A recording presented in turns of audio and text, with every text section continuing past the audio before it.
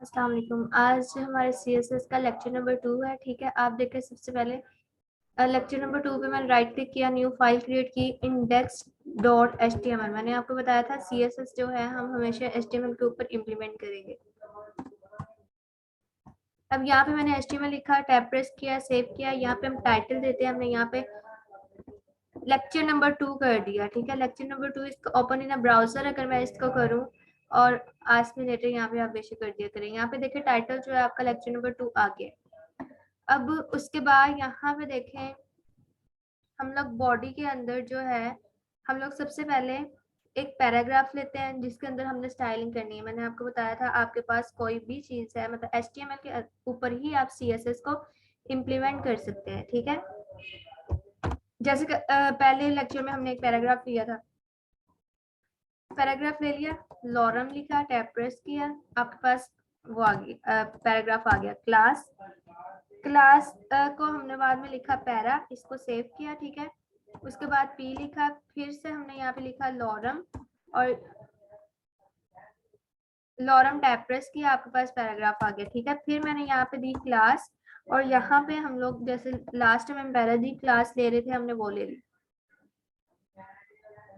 अब यहाँ पे देखें, अब एक और चीज मैं आपको आज बताना चाह रही हूँ, डिव टैग। डिव टैग क्या होता है, आपके पास आपकी वेबसाइट के जो होते हैं आपकी डिवीजन के लिए यूज होता है, वो यूज करते हैं हम लोग। डिव टैग होता है आपकी जो वेबसाइट होती है उसको अगर आप पार्टीशन में डिवाइड करना चाहते हो उसके लिए हम डिव टैग यूज करते हैं। ठीक है, अब डिव टैग के अंदर भी हम लोग एक पैराग्राफ ले लेते हैं और यहाँ पे लिख देते हैं लॉरम। अब यहाँ पे मैंने कर दिया इसको सेव। अब या तो यहाँ पे देखें Ctrl+Z, अब इस पैराग्राफ ना लें, हम यहाँ पे जस्ट लॉरम लिखते हैं, सेव कर दिया इसको। ठीक है, अब यहाँ पे देखें हम लोग करते हैं आपको एक्सटर्नल CSS, यहाँ पे हम लोग फाइल न्यू क्रिएट करते हैं, यहाँ पे लिखती हूँ style.css, इसको सेव किया। यहाँ पे देखें अब मुझे क्या करना है, मैं यहाँ पे डॉट पैरा की क्लास जो है उसको मैं कॉल करती हूँ यहाँ पे। ठीक है, अब सबसे पहले जो आज मैं आपको बताना चाह रही हूँ वो आपका है बॉर्डर। बॉर्डर क्या होता है, बॉर्डर हम कैसे देते हैं, यहाँ पे देखें सबसे पहले आपके पास जो चीज आ जाती है बॉर्डर में, यहाँ पे बॉर्डर।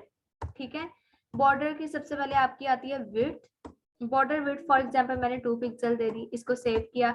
उसके बाद आपका आता है बॉर्डर का स्टाइल, बॉर्डर स्टाइल। ठीक है, फॉर एग्जांपल इसको मैं अभी फिलहाल आपको सॉलिड देके दिखाना चाह रही हूँ। उसके बाद यहाँ पे आ जाता है बॉर्डर, बॉर्डर कलर मतलब किस कलर का आपके पास हो। अब यहाँ पे देखें मैं इसको सेव कर रही हूँ, यहाँ पे मैं फिलहाल के लिए ब्लैक ही आपको दे रही हूँ, सेव किया। और यहाँ पे मैंने अभी CSS की फाइल को लिंक भी करवाया, यहाँ पे मैंने लिंक लिखा, एच रेफरेंस में यहाँ पे style.css कर दिया, सेव किया इसको। ठीक है, इसको मैंने ओपन इन ब्राउजर किया तो आप देखें ये उसको बॉर्डर जो है वो दे रहा है। ठीक है, अब यहाँ पे देखें बॉर्डर जो आपके पास आ रहा है, यहाँ पे अगर मैं यहाँ पे इसका स्टाइल जो कमेंट आउट कर दूं और कलर का कमेंट आउट कर दूं, सेव किया रिफ्रेश किया, आपके पास बॉर्डर नहीं आता। ठीक है, अगर यहाँ पे मैं इसको कलर को अनकमेंट करूं, सेव करूं अगर फाइल को, तब भी आपके पास बॉर्डर नहीं आता। जब तक आपकी तीनों प्रॉपर्टीज नहीं आप लगाओगे तब तक आपका बॉर्डर नहीं आएगा। अब इसका शॉर्ट हैंड जो यूज होता है वो हम यूज करके देखते हैं। यहाँ पे मैं आपको शॉर्ट हैंड ऑफ बॉर्डर इसको कमेंट आउट कर दिया। ठीक है, यहाँ पे देखिए शॉर्ट हैंड जो यूज होता है उसके लिए हम कैसे यूज करेंगे, यहाँ पे मैंने बॉर्डर लिखा, बॉर्डर सिंपली देके अब सबसे पहले हमारे पास क्या आती है विड्थ, मैंने 2 लिख दिया। ठीक है, 2 पिक्सल लिख दिया। उसके बाद आ जाता है आपका स्टाइल, मैंने यहाँ पे लिख दिया सॉलिड। ठीक है, उसके बाद कलर आपका था ब्लैक। अब मैंने सेव किया फाइल को, सारे को मैं कमेंट आउट करती हूँ, सेव किया इसको, रिफ्रेश किया, यहाँ पे देखिए अभी भी आपका बॉर्डर आ रहा है। ये होता है आपका शॉर्ट हैंड जैसे आप यूज करते हो, ज्यादातर आपका बॉर्डर जो है वो इस तरह दे होता है। अब यहाँ पे स्टाइल के अंदर कौन कौन से आ जाता है, एक आपके पास आ जाता है सॉलिड, Ctrl+Z। चलिए मैं दोबारा से यहाँ से कॉपी करके इसको अनकमेंट कमेंट आउट करते हैं हम लोग, सॉलिड। सॉलिड के बाद यहाँ पे देखिए आपके पास आ जाता है ग्रुप, सेव किया इसको, रिफ्रेश किया, ये देखें आपके पास बॉर्डर 2 पिक्सल अच्छा, ग्रूव में हम लोग थोड़ा सा कलर में आपको चेंज करके दिखाती हूँ। यहाँ पे ब्लू, ये देखें, इसको विड्थ भी हम थोड़ी सी इसकी इंक्रीज करते हैं, यहाँ पे 12 पिक्सल कर देते हैं। सेव किया इसको मैंने, ठीक है, और यहाँ पे जाके मैं इसको रिफ्रेश करती हूँ। ये देखिए ग्रुप में क्या हुआ, आपको डबल शेड दे रहा है डार्क और लाइट की। और यहाँ पे आप एक बात नोट करें, यहाँ पे देखिए ये अंदर वाली साइड पे आपको ग्रुप का दे रहा है। जैसे ही आप यहाँ पे लिख दोगे रिजिड, सेव करें, इसको रिफ्रेश करें, देखिए ये ऊपर वाली साइड को अब आ रहा है, ठीक है, बाइट को आपका बॉर्डर शो करवा रहा है। ग्रूव और रिजिड में ये फर्क होता है।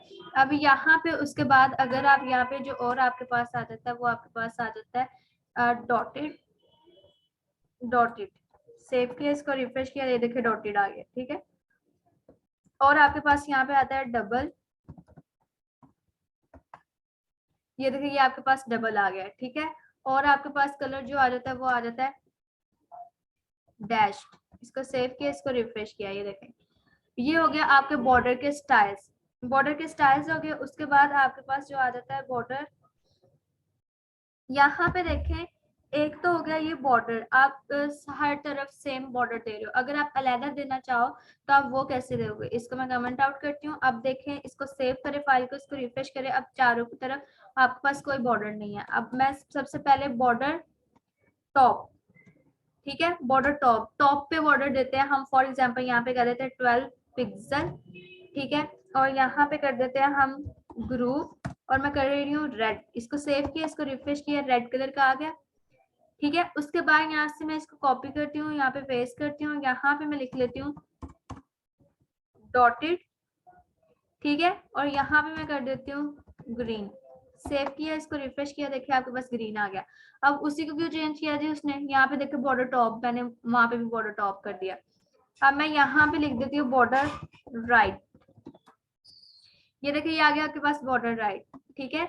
हम यहाँ पे स्टाइल नहीं चेंज करना, बेशक ना स्टाइल चेंज करो, आप स्टाइल चेंज भी कर सकते हो। मैं सॉलिड, यहाँ पे भी मैं लिख देती हूँ सॉलिड, कॉपी, यहाँ पे देखें मैंने यहाँ पे कर दिया बॉर्डर, चलिए पेस्ट करते हैं। यहाँ पे देखें, यहाँ जाके मैंने यहाँ पे कर दिया बॉर्डर लेफ्ट, ठीक है। और यहाँ पे ग्रीन की जगह मैं यहाँ पे देखें, यहाँ पे मैं दे रही हूँ पर्पल, ठीक है।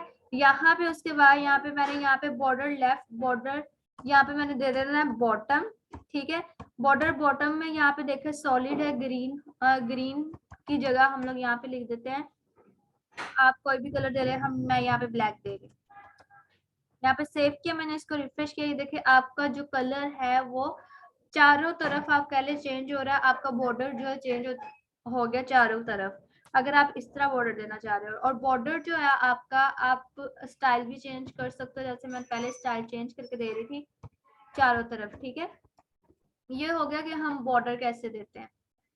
अब उसके बाद एक और चीज आपकी आ जाती है, फॉर एग्जाम्पल यहाँ पे देखें आपके पास एक और, यहाँ से मैंने इसको कमेंट आउट किया, सेव कर दिया, बॉर्डर हम यहाँ पे ये वाला दे देते हैं फिलहाल के लिए, अनकमेंट, सेव, रिफ्रेश, ठीक है। अब आपके पास जो चीज आ जाती है वो आपके पास आ जाती है आउटलाइन। आउटलाइन के पास सेम यही आपकी प्रॉपर्टीज सारी यूज होती हैं। ये देखें आउटलाइन, आउटलाइन क्या होता है, आपके बॉर्डर के ऊपर एक और लाइन अगर आपने लगानी है। फॉर एग्जांपल यहाँ पे मैं 3 पिक्सल, उसकी भी पहले विड्थ, ठीक है, उसके बाद उसका स्टाइल मैं यहाँ पे लिख देती हूँ डॉटेड, ताकि आपको पता चल सके। ब्लैक के ऊपर हम लोग लिख देते हैं पर्पल, इसको सेव किया, रिफ्रेश किया। अब देखिए आपके ब्लैक के साथ जो है पर्पल जो है आपके पास बॉर्डर आ रहा है। ये देखिए मैं इसको फिर से जूम करके आपको अगर दिखाऊं,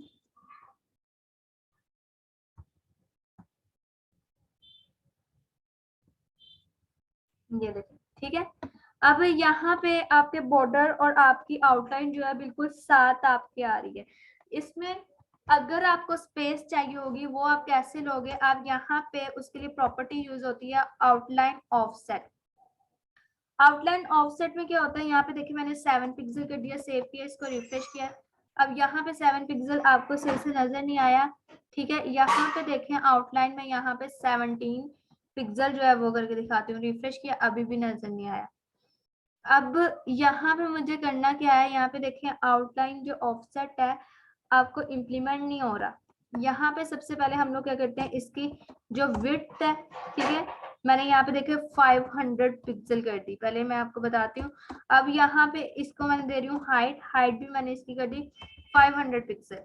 इसको मैंने सेव किया और यहाँ पे रिफ्रेश कर दिया। ये देखें अब यहाँ पे आउटलाइन जो है हमारे पास, यहाँ पे देखें इसको हम लोग 13 पिक्सल कर देते हैं। चलो 2 और 3 रहने दें। यहाँ पे अब एक और चीज आ जाती है आपकी पैडिंग। यहाँ पे देखें मैंने पैडिंग पहले मैं आपको देख के दिखाऊं। अगर पैडिंग में क्या होगा आपके पास, यहाँ पे आ जाएगा 100 पिक्सल पैडिंग।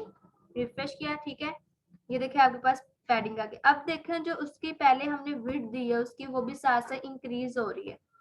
अब यहाँ पे ऑफसेट जो लगा नहीं है वो शायद इंटरनेट एक्सप्लोरर इसको आप कह लें कि फुलफिल नहीं करता है या उसको स्पॉट नहीं करता। हम क्या करेंगे, हम यहाँ पे जाके आप देखो आपकी जो फाइल जहाँ पे सेव है आप उसको इंटरनेट गूगल क्रोम पे आप उसको ओपन करें। यहाँ पे देखिए CSS लेक्चर नंबर 2 और यहाँ पे देखिए, ये देखें अब ये पैडिंग नजर आ रही है, लेकिन एक मसला आ रहा है कि ये ऊपर वाली पैडिंग आपको शो नहीं हो रही और नीचे वाली और साइड वाली वो क्यों नहीं शो हो रही, क्योंकि आपका पेज का जो मार्जिन है वो भी हमारा साथ होगा। यहाँ पे देखिए मैंने मार्जिन भी अगर मैं इसको दूं, मार्जिन जो होता है आपके पेज का डिस्टेंस, पैडिंग क्या थी आपके कंटेंट और आपके टेक्स्ट का डिस्टेंस, ठीक है।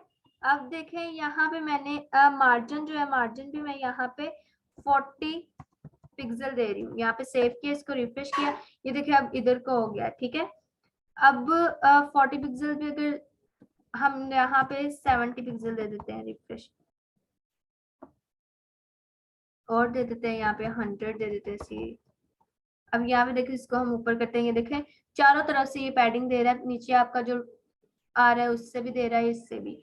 अगर आपको जो मार्जिन है वो हर तरफ से अलग दे देना है तो आप क्लॉकवाइज चलोगे। पहले सबसे आपका जो होगा, यहाँ पे मैं सेव करूँ अगर इसको रिफ्रेश करूँ, ये देखें सबसे पहले आपका टॉप का आएगा। जैसे यहाँ पे मैं करके दिखाती हूँ आपको 50 पिक्सल, ठीक है, और यहाँ पे हम लोग 0 0 0 कर देते हैं बाकी सारी साइड्स को।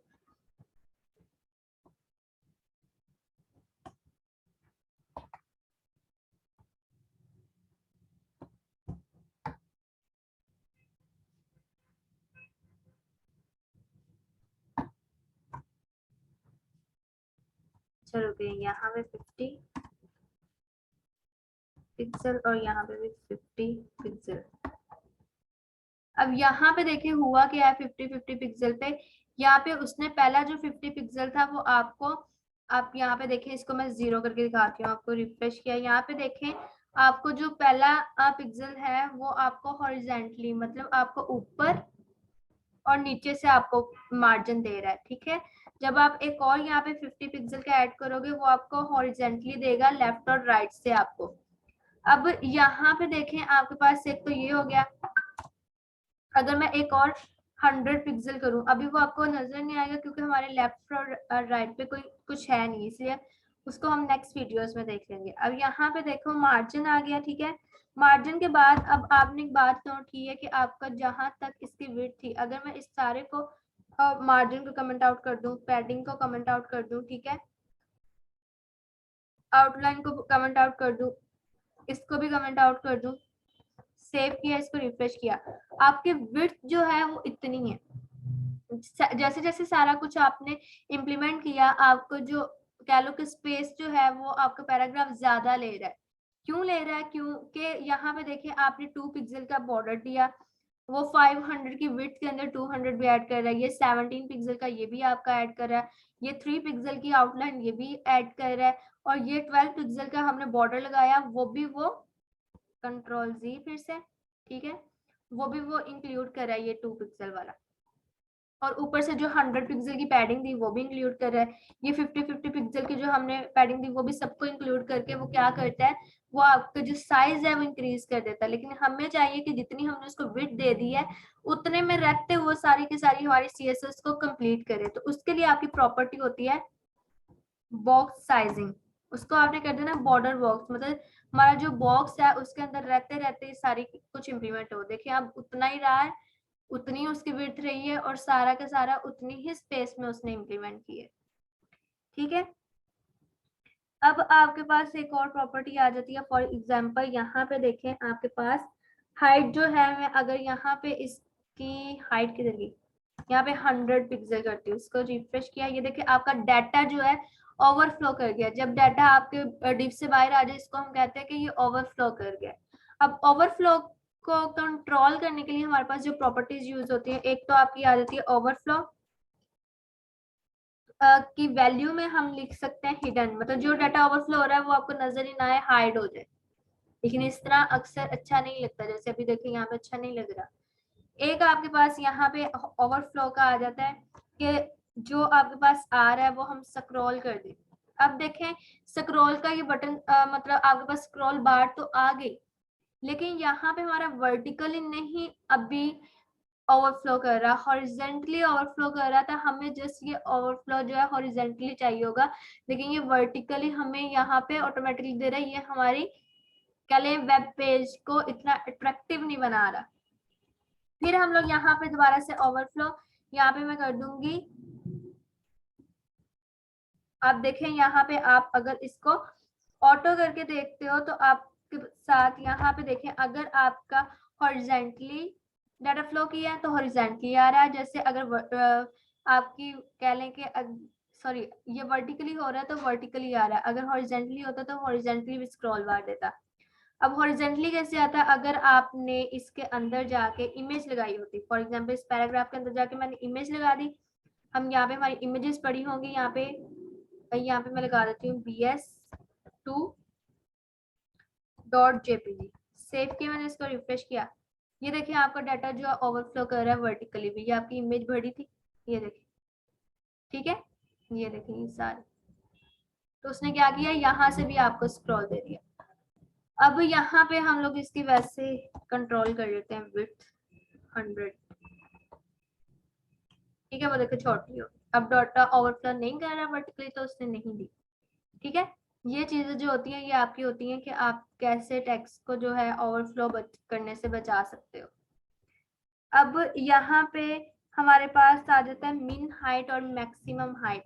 वो कॉन्सेप्ट किस चीज के लिए, देखें आपका अगर ओवरफ्लो जो है, यहाँ पे जाके अगर ओवरफ्लो जो है, आप यहाँ पे फॉर एग्जांपल इसको कमेंट आउट करती हूँ ओवरफ्लो को मैं, यहाँ पे जाके आपका जो रिफ्रेश किया है, यहाँ पे देखें आपकी आप डाटा यहाँ पे कर रहे हो। अब यहाँ पे आपने एक हाइट दी है, यहाँ पे आप ये भी लिख सकते हो कि आपकी मिनिमम हाइट की जगह, ठीक है, हाइट की जगह यही मैं अगर लगा दूं इसके साथ मिनिमम हाइट 100 पिक्सल, मैं कह दूं कि आपकी मिनिमम हाइट 100 पिक्सल हो ही हो, लेकिन उसमें अगर डाटा और इंक्रीज हो तो वो उसको उस हिसाब से एडजस्ट करता रहे, उसकी ओवरफ्लो ना करे, उसकी हाइट जो इंक्रीज करता रहे। यहाँ पे देखें अगर मैं यही वाला एक और पैराग्राफ जाके लिख दूं लॉरम, सेव किया, इसको रिफ्रेश किया और डाटा ओवरफ्लो नहीं कर रहा, उसकी हाइट जो इंक्रीज कर रहा है, मतलब आपकी मिनिमम हाइट 100 है ही है।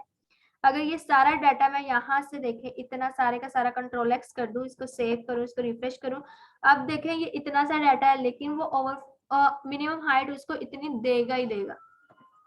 ठीक है, इसमें अब एक और चीज मैक्सिमम हाइट आ जाता है। यहाँ पे देखिए, इसको रिफ्रेश किया, जब आप यहाँ पे मैक्सिमम हाइट इसको फॉर एग्जांपल क्या देते हो 300 हो, मिनिमम हाइट 100 पिक्सल हो ही हो और मैक्सिमम हाइट हम आके कह देते हैं कि 300 हो, तो डाटा आपका ओवरफ्लो करेगा। ठीक है, अगर आप मिनिमम हाइट दे देते हो, मिनिमम हाइट का मतलब है मिनिमम 100 पिक्सल हो ही हो, मैक्सिमम जहां तक मर्जी जाए डाटा अगर कर रहा है तो उसकी हाइट जो इंक्रीज करता रहे। अगर आप मैक्सिमम दे देते हो तो आपका डाटा ओवरफ्लो कर जाता है, इसलिए आप उसको फुलफिल करने के लिए आप क्या प्रॉपर्टी यूज करते हो, हम ओवरफ्लो की यूज करते हैं। इसी तरह आपकी मिनिमम हाइट और मिनिमम विड्थ और मैक्सिमम विड्थ की जो है वो भी प्रॉपर्टी आ जाती है। ठीक है, अब यहाँ पे देखें, मैंने यहाँ पे लगा दिया मिनिमम विड्थ, मैंने यहाँ पे 100 पिक्सल कर दिया। ठीक है, अब मैंने इसको सेव किया, ओवरफ्लो वाला भी डाटा जो है मैंने इसको कर दिया, रिफ्रेश किया। अब देखें मिनिमम तो उसने हमें 100 पिक्सल देना ही देना है। मैक्सिमम मैंने उसको नहीं दी तो उसने इंक्रीज कर दिया, जितनी विड्थ पे ला रहा है उसने विड्थ उसकी इंक्रीज कर दी। अगर मैं यहाँ पे दे दूं मैक्सिमम विड्थ यहाँ पे 200 पिक्सल कर दूं तो आपका डाटा जो है वो ओवरफ्लो करेगा। ये देखिए नीचे को आ गया, ठीक है। ये होती है मैक्सिमम और मिनिमम और हाइट और विड्थ की। इसको भी हम कमेंट आउट कर देते हैं, इसको भी हम मिनिमम हाइट को जो चाहते हैं मैक्सिमम कर देते हैं, ठीक है। अब समझ आई मैक्सिमम की, ओवरफ्लो की और मिनिमम की। अब उसके बाद आपके पास जो आ जाता है जैसे div जो मैंने आपको बताया उसको हम लोग भी दे के देखते हैं। यहाँ पे देखो div को बाय टैग नेम हम कॉल करते हैं। यहाँ पे क्लास हमने उसको नहीं दी थी, ठीक है। उसको भी मिनिमम और मैक्सिमम हाइट देखें। अब यहाँ पे बॉर्डर है, ठीक है। बॉर्डर यहाँ पे मैं 1 पिक्सल सॉलिड और यहाँ पे मैं कर देती हूँ ब्लू और उसका बैकग्राउंड कलर चेंज कर देते हैं। बैकग्राउंड कलर फॉर एग्जाम्पल यहाँ पे मैं कर देती हूँ रेड और उसके अंदर टेक्स्ट जो है उसका कलर जो हम लोग कर देते हैं व्हाइट। सेव किया, इसको रिफ्रेश किया, ये देखिए उसने सेशन को वो उसने कमेंट आउट मतलब उस वो वाली सीएसएस जो उस पे इम्प्लीमेंट कर दी, ठीक है। आप बेशक यहाँ पे बॉर्डर जो है यहाँ पे देखो ब्लू कर दिया हमने। यहाँ पे मैं 2 पिक्सल सॉलिड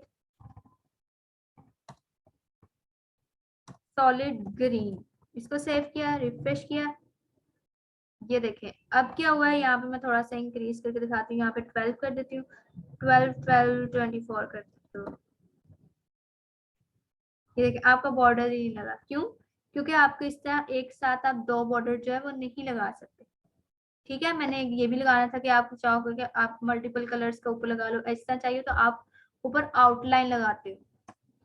यहाँ पे देखें अब हम जस्ट ब्लू ही रह देते हैं, सेव किया, एक मिनट कंट्रोल यहाँ पे रिफ्रेश, ठीक है। हमारा ब्लू पर बॉर्डर आ गया। इसकी भी पैडिंग देनी है अगर आप दे सकते हो। यहाँ पे हम 10 पिक्सल दे दिया, सेव कर लिया, रिफ्रेश किया, ये देखें।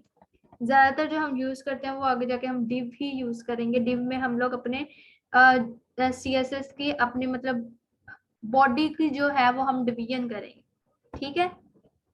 ये हो गया। उसके बाद एक और चीज आपको बताती हूँ। यहाँ पे देखें स्पैन टैग होता है। अगर आपने अपने टेक्स्ट के अंदर या अपने कैलिंग के अकॉर्डिंग के अंदर छोटी से पार्ट को अगर आपने डिवीजन करनी हो, मतलब डिव टैग तो आपकी बॉडी को की डिवीजन करने के लिए होता है, स्पैन टैग होता है छोटे से एलिमेंट को अगर आपने डिवाइड करना। जैसे पैराग्राफ का इस एलिमेंट को आप कह रहे हो आप कोई और CSS देना चाह रहे हो तो आप क्या करोगे, यहाँ जाके मैं स्पैन टैग को कॉल करती हूँ, ठीक है। इसका मैं कह देती हूँ बैकग्राउंड कलर, हम कर देते हैं येलो, हाईलाइट सा हो जाएगा, ये देखें, ठीक है। इस तरह भी आप कर सकते हो। उसके लिए हम यूज करते हैं स्पैन टैग। आप इसको अंडरलाइन करना चाहते हो, हम इसको कल हमने पढ़ा था टेक्स्ट डेकोरेशन, अंडरलाइन, सेव किया, इसको रिफ्रेश किया, देखो आप इसको अंडरलाइन भी कर सकते हो, ठीक है। अगर आप इसका स्टाइल वगैरह चेंज करना चाहो चेंज।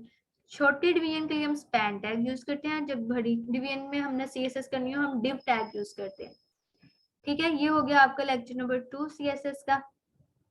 और यहाँ पे देखिए मैं आपको ये भी साथ सेंड कर दूंगी। यहाँ पे आपके पास बॉर्डर साइजिंग को समझने आपके लिए मुश्किल हो अगर हो रही हो तो यहाँ पे देखिए बॉर्डर साइजिंग जो आपकी है वो आपके इस चीज के लिए होती है कि अगर ये 10 पिक्सल आपकी पैडिंग भी ऐड कर रहा है, 20 पिक्सल ये भी कर रहा है, टोटल विड्थ आपकी 240 हो रही है, यहाँ से मार्जिन भी, इसलिए हम उसको दे देते हैं वो साइजिंग ताकि उतना ही वो उसको कवर अप करे। ये आपकी मार्जिन की प्रॉपर्टी, मार्जिन टॉप देना हो, मार्जिन राइट देना हो, मार्जिन बॉटम, मार्जिन लेफ्ट से अगर देना हो उस तरह, ठीक है। ये आपकी मार्जिन की सारी आपको आउटलाइन है, या आउटलाइन की सारी प्रॉपर्टीज आपकी, ये सारे आपके आउटलाइन के स्टाइल्स आ गए। ये आउटलाइन का शॉर्ट हैंड आ गया आपका कैसे यूज करते हैं, ठीक है।